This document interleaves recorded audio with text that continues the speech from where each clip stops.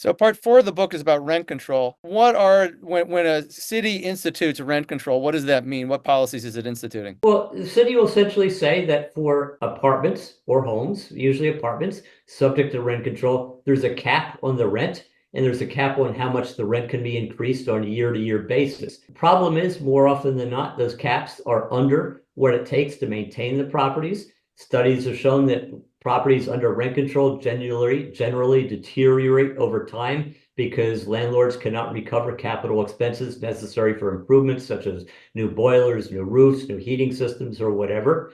Moreover, it's a terrible disincentive for building new homes. Many developers will avoid places with rent control. Some will try to build in those areas, but most will avoid areas with rent control. And so as a result of rent control, supply of housing generally is diminished in an area and prices overall will rise, except for those few people lucky enough to live in rent-controlled apartments.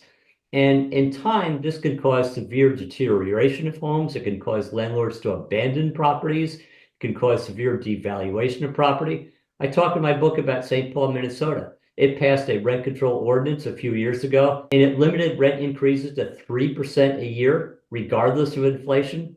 And when that happened, builders immediately stopped projects. Sticks and bricks were coming out of the ground, and the workers were called off and the equipment was called off because the developer realized they could not make it pencil out in the long run if there was going to be rent control.